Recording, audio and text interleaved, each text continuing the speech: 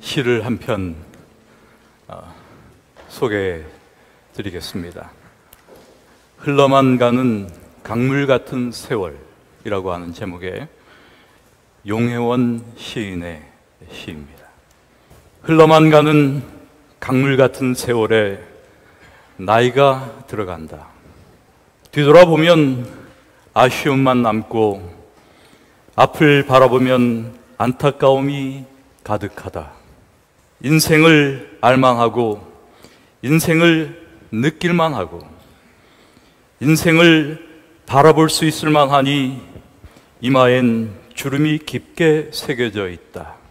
한 조각 한 조각 모자이크한 듯한 삶, 어떻게 맞추나 걱정하다 세월만 보내고 완성되어 가는 맛 느낄만 하니 세월은 너무도 빠르게 흐른다. 일찍 철이 들었더라면, 일찍 깨달았더라면 좀 더 성숙한 삶을 살았을 텐데, 아쉽고 안타깝지만 남은 세월이 있기에 아직은 맞추어야 할 삶이란 모자이크를 마지막까지 멋지게 완성시켜야겠다. 흘러만 가는 강물 같은 세월이지만 살아있음으로 얼마나 행복한가를 더욱더 가슴 깊이 느끼며 살아가야 하겠다. 흘러만 가는 강물 같은 세월. 이런 시의 제목이 제 가슴을 치는 것을 보니 저도 나이가 좀 먹은 모양입니다. 저는 제가 살아온 시간의 흔적을 가늠해 봅니다. 나는 어떤 삶을 살았나? 나의 신앙 여정은 어떠했나? 얼마나 깊어졌나? 얼마나 따뜻해졌나? 얼마나 자유로운 삶을 살았나?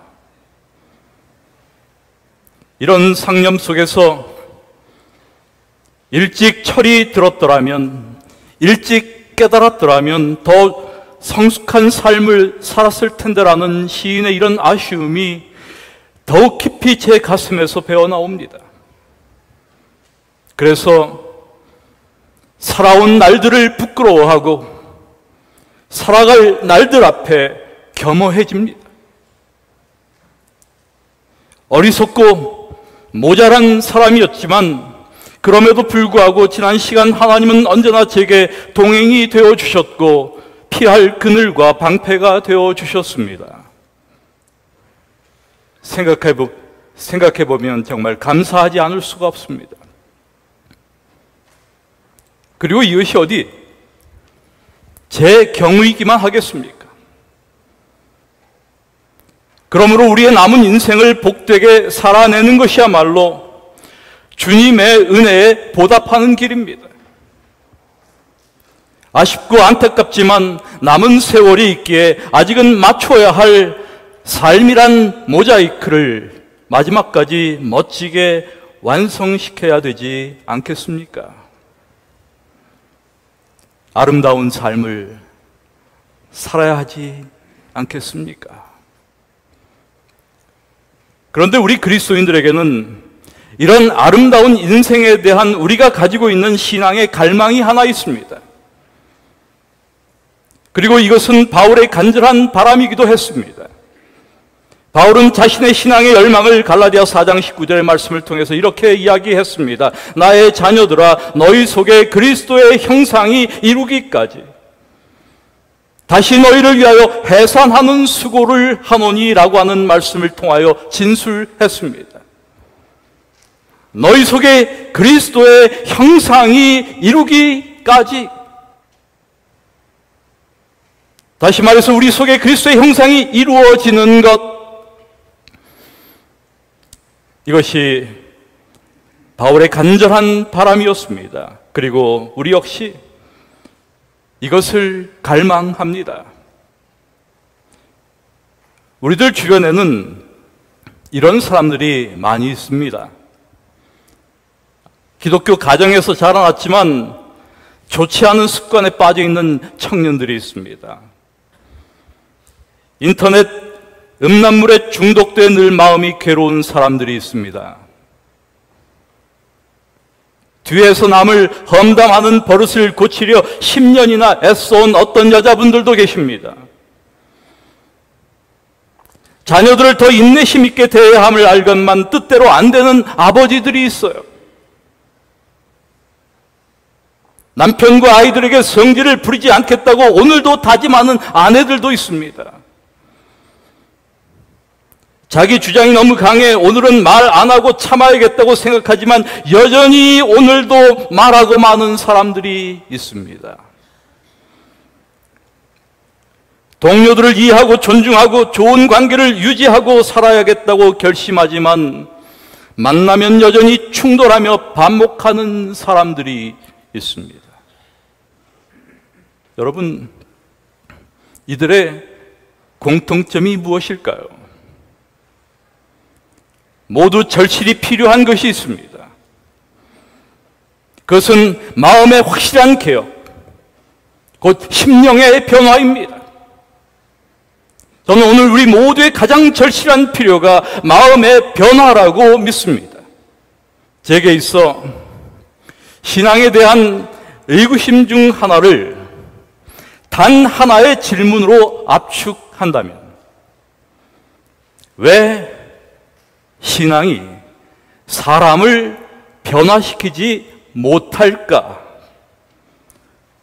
라는 것입니다. 왜 신앙이 사람을 변화시키지 못하는가?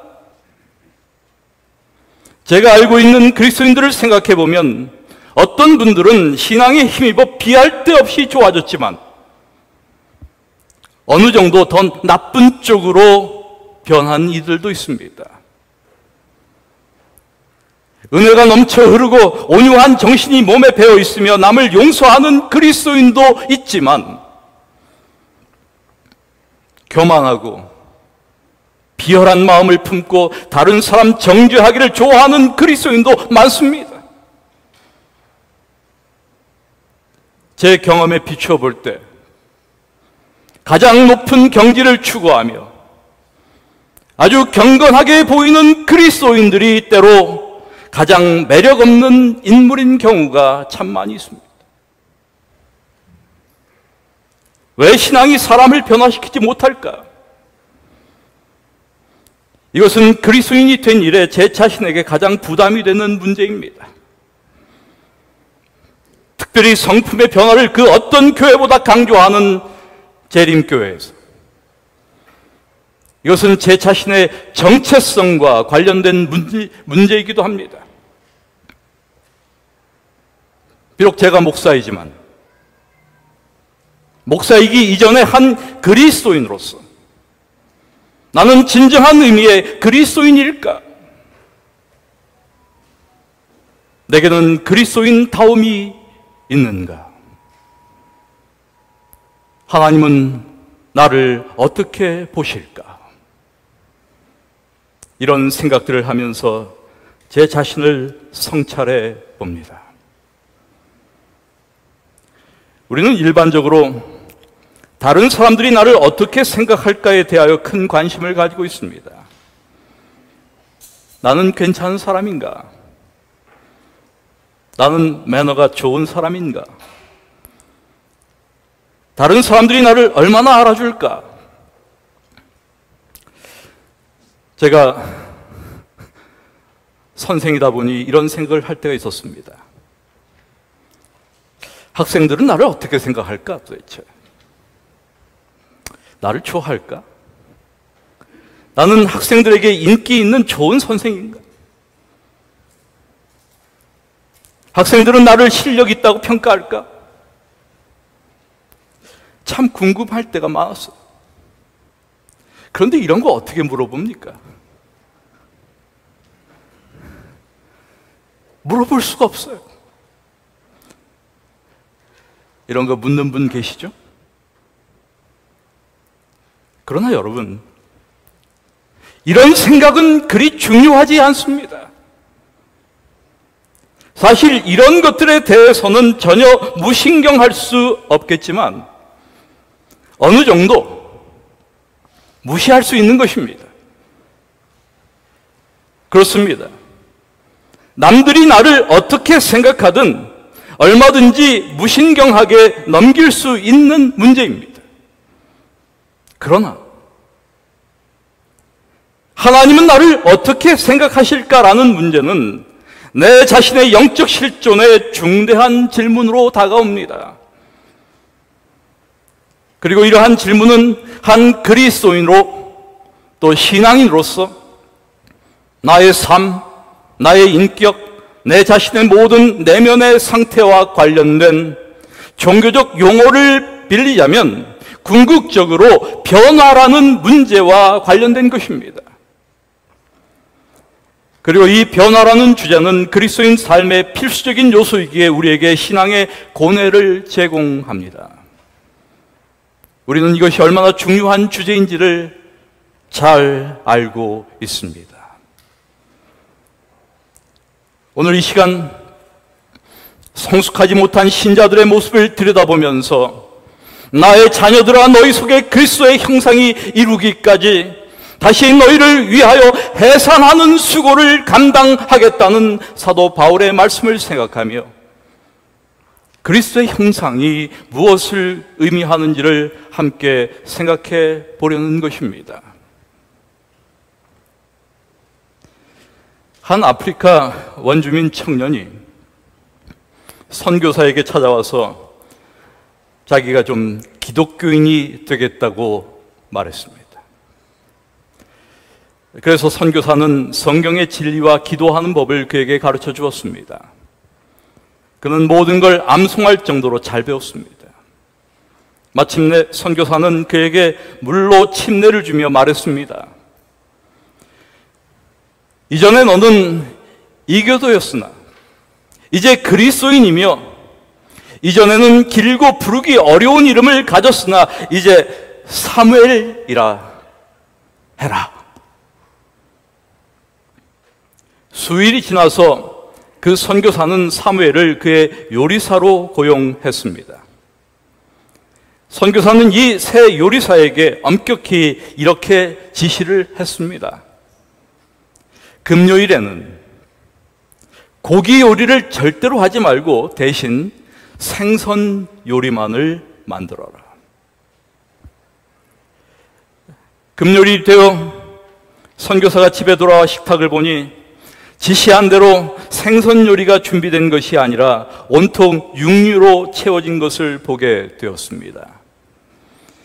화가 몹시 난 선교사가 사무엘에게 야단을 쳤어요.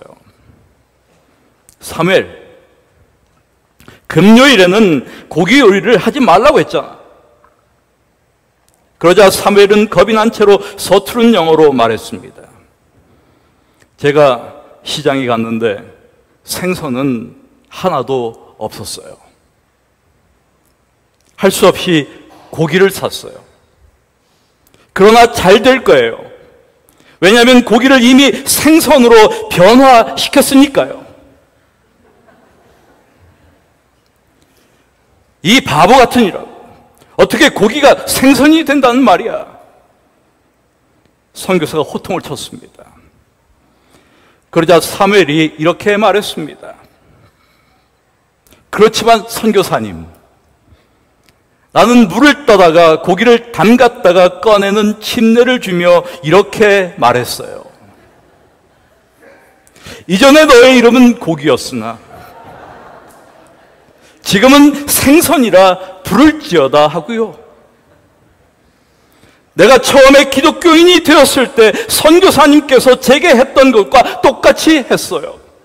그래서 같은 요술을 한번 부려본 거예요.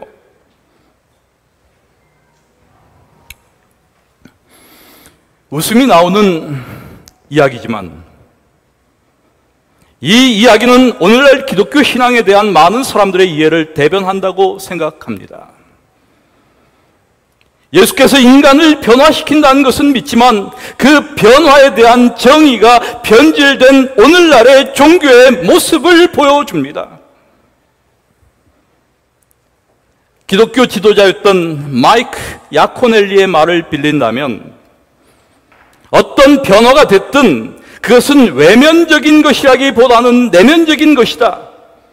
하나님이 이루시는 변화는 대개 하나님께만 보이는 것이다. 그 외에는 누구도 볼 수 없다. 다시 말해서 사람을 그리스도인 되게 하는 변화가 그것이 무엇이 됐든 인간의 눈으로는 전혀 감지되지 않을 수 있다는 말입니다. 마치 고기가 생선이 된 것처럼 여전히 고기이지만 하나님은 그것을 생선으로 여기신다는 신학입니다. 불행하게도만 오늘날 기독교인들이 이렇게 생각하고 있는 것 같습니다. 더 이상 변화를 믿지 않습니다.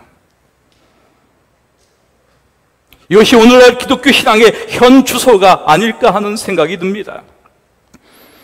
침례는 받아서 그리스도인이라는 이름은 가졌지만 혹은 오랫동안 예수를 믿어왔지만 한꺼풀만 벗겨보면 여전히 이교도와 다를 바 없는 그리스도인들의 모습 속에서 고기가 생선이 될 수 없는 것처럼 그리스도인은 그저 고기이지만 생선으로 불리는 존재인가를 생각하게 됩니다.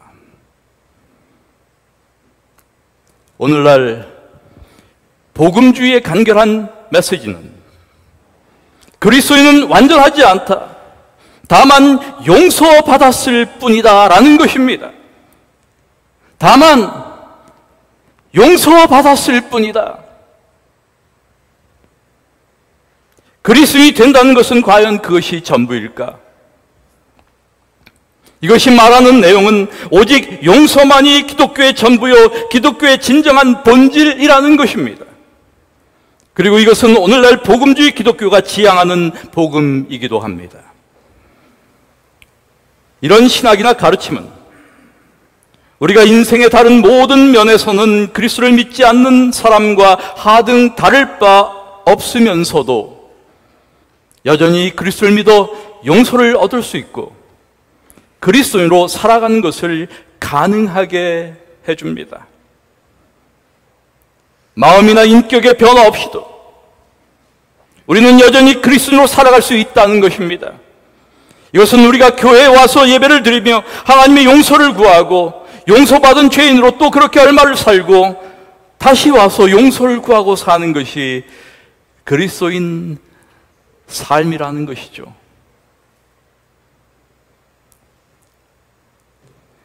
에릭 골드먼이라고 하는 사람이 하버드에서 하나님을 찾아라고 하는 책을 썼는데 그 책에서 신학부의 한 동료 이야기를 이렇게 들려주고 있습니다. 그의 학우는 학교에서 자신의 정체를 커밍 아웃한 레스비언으로 사실 동성애 동아리 회장을 맡고 있었습니다. 그는 졸업 후 한 교회의 부목사로 청빙되었습니다. 연합 그리스도교회 교단 소속의 청빙교회는 그녀에게 안수까지 주었습니다.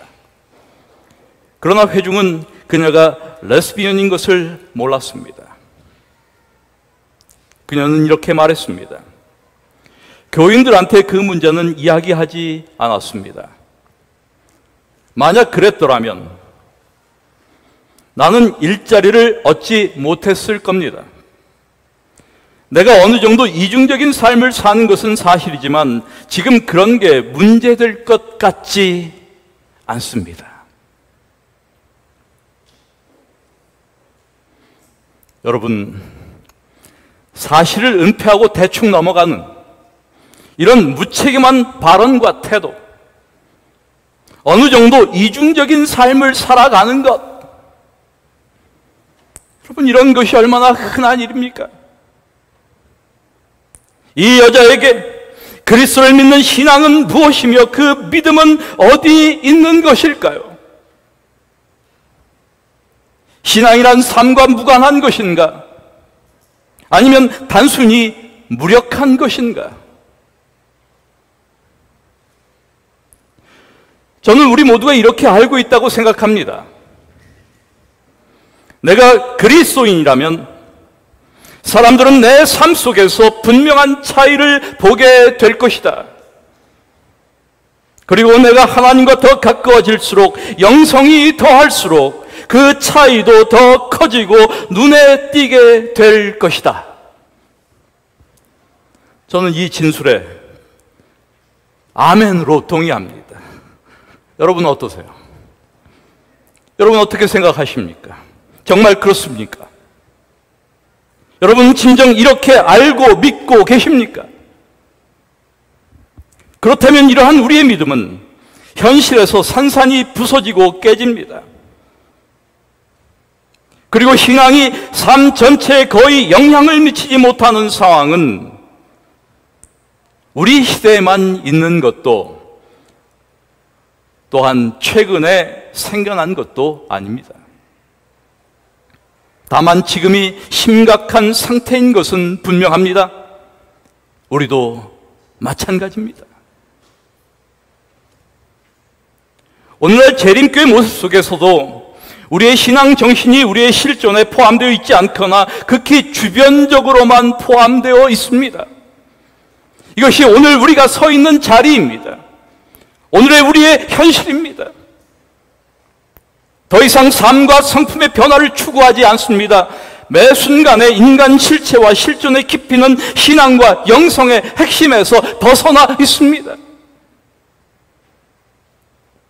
그리스도인이 된다는 것이 무엇을 의미하는지를 잊은 것입니다. 신약 성경은 분명 그리스도의 형상을 향한 개인의 변화를 강조하고 있음에도 불구하고 정작 우리는 그분의 제자로서 살아가는 삶에 대해 별 관심이 없어 보입니다. 성경은 아브라함이 하나님을 믿으니 여호와께서 이를 그의 의로 여기셨다라고 말합니다.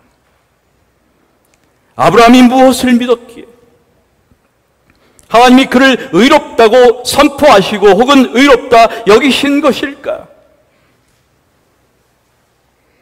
창세기 본문에 너무나 분명하게 나타나 있습니다. 아브라함은 자기에게 아들 곧 상속자를 주실 것과 그 아들을 통해 수많은 후손들을 주시리라는 그 하나님의 약속뿐 아니라 그 약속을 하신 하나님을 믿었습니다. 또한 그 믿음은 현재의 실존과 관련된 것이었습니다. 그는 하나님이 지금 자신과 관계하고 계심을 믿었습니다. 그의 생애에 역사하시는 하나님, 그의 삶을 주관하시고 그 안에 하나님의 형상을 이루시는 역사하시는 하나님을 믿은 것입니다. 신약의 용어로 말한다면 아브라함은 예수 그리스도를 믿은 것입니다. 우리 안에서 역사하시는 그리스도의 의를 신뢰한 것입니다. 이것이 그리스도와의 친밀한 관계에서부터 비롯되는 의이며 신뢰입니다.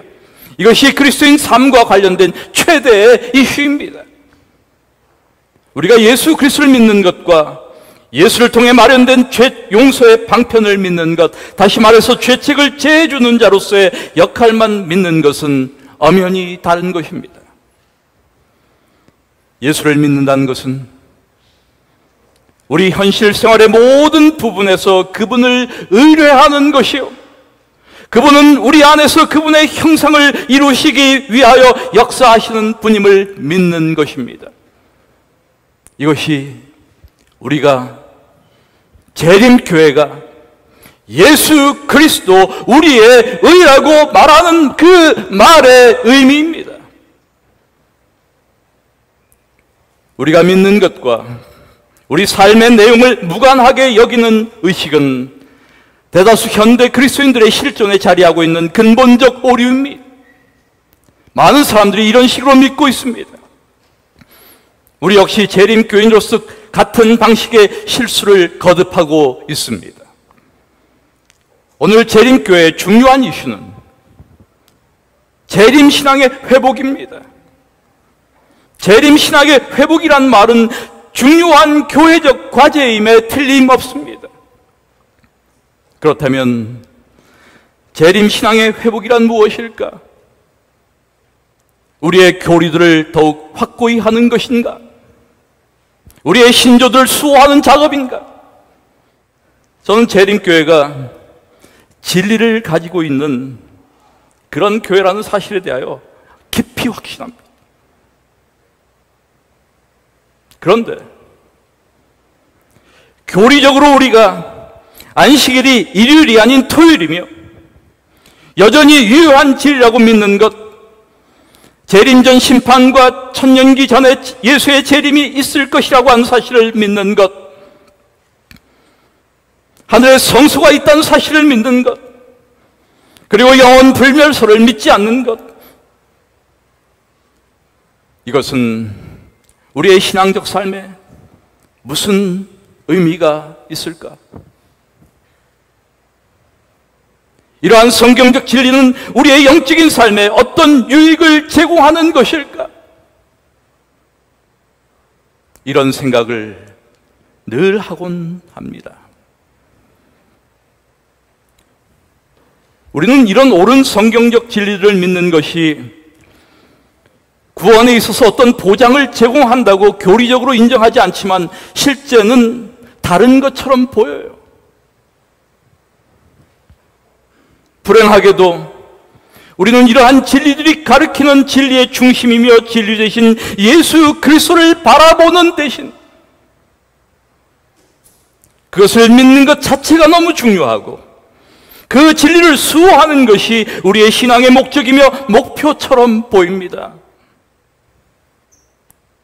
마치 하나님은 우리 마음을 검색하여 우리가 특정 구속 이론이나 성경의 진리들을 사실로 믿고 있는가를 보시고는 우리를 구원하시는 것으로 생각하는 것입니다.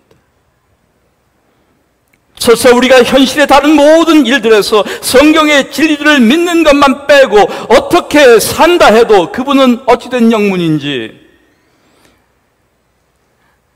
위의 내용만을 족하게 여기신다는 그런 사고죠. 여러분, 사후의 삶에 대해서는 그리스도를 믿지만 오늘의 삶에 대해서는 믿지 못하는 것, 영원한 운명에 대해서는 그분을 신뢰하지만 그리스도인의 삶에 관련된 일에서는 신뢰하지 못하는 것, 그것이 어떻게 가능한 일일까? 그것이 과연 정말 가능할까? 천부당 만부당한 말입니다. 하나의 생명 안에서 그럴 수는 없습니다. 복음서가 말하는 복음이란 하나님 나라의 삶이 구속자이신 예수를 믿는 믿음을 통하여 지금과 또 영원히 우리의 현재의 삶에서 실체가 되었다는 의미에서 기쁜 소식입니다. 그러므로 이제 우리 앞에는 한편에 그리스도를 믿는 믿음이 있고 다른 한편에는 그분이 베푸시는 풍성한 삶과 그분의 말씀에 대한 따름이 있습니다. 여러분, 그리스도인은 분명 완전하지 않습니다. 그러나 완전한 것과 요즘 의미의 용서만 받은 것 사이에는 커다란 공간이 있습니다. 성장의 필요는 언제나 남아 있습니다. 그리스도의 형상이 이루기까지라는 말의 의미 속에서 우리는 그리스도인 성장의 필요와 여지를 발견합니다.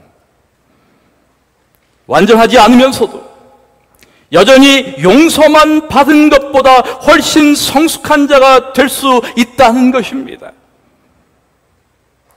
예수의 영원한 삶의 질을 한껏 맛보며 살면서도 얼마든지 성장의 여지가 남아있는 사람이 될 수 있다는 말입니다. 여러분, 그리스도의 형상이란 무엇일까? 하나님을 기쁘시게 하는 삶이란 어떤 삶일까? 우리는 진정 하나님을 기쁘시게 하기는 원하는 것일까? 하나님, 오늘 제가 산 삶은 하나님을 기쁘시게 하는 것이었습니까? 그런 질문에 예 라고 대답할 수 있으려면 무엇을 해야 하는 것일까? 그리스도인 삶에 대해 어거스틴은 이런 이야기를 한 적이 있습니다. 저는 제가 개인적으로 이 어거스틴의 이 말에 대해서 참 오랫동안 생각하고 이 진술을 좋아했어요. 아주 간단한 진술입니다. 하나님을 사랑하라. 그리고 하고 싶은 대로 해라. 하나님을 사랑하라. 그리고 하고 싶은 대로 하라. 자유와 구속을 동시에 주는 진술입니다. 자유라 함은 무엇이든 우리 마음대로 할 수 있기 때문이며, 구속이라 함은 하나님께 대한 사랑이 그 자유를 제한하기 때문입니다.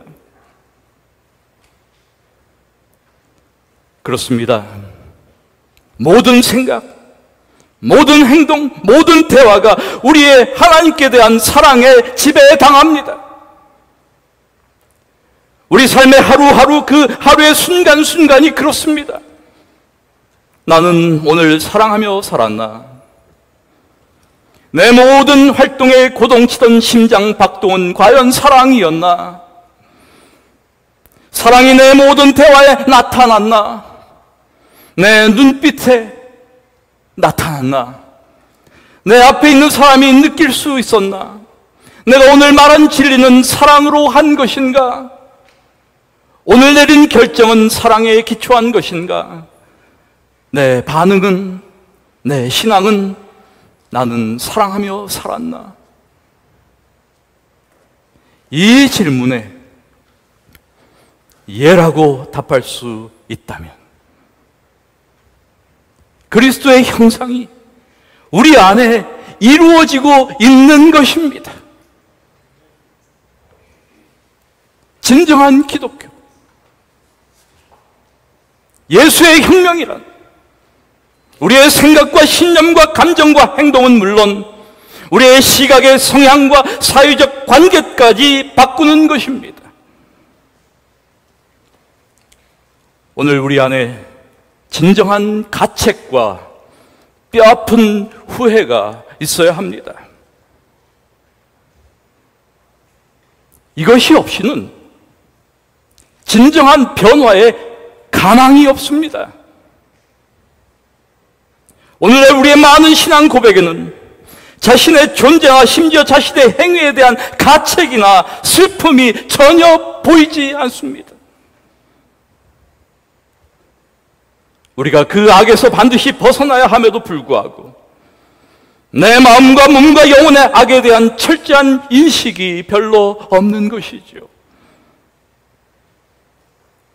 너무 자존심이 세고 너무 자부심이 강하고 사실 교만하기까지 합니다. 내가 얼마나 못난 모자란 존재인가를 전혀 모르는 것입니다. 그래서 자신이 처참히 잘못되었다는 것과 자력으로 그 결과를 바꾸거나 면할 수 없다는 사실을 깨달은 사람이 유감스럽게도 불행하게도 안타깝게도 많지가 않아요. 사랑하는 여러분, 화로다 나여 망하게 되었도다.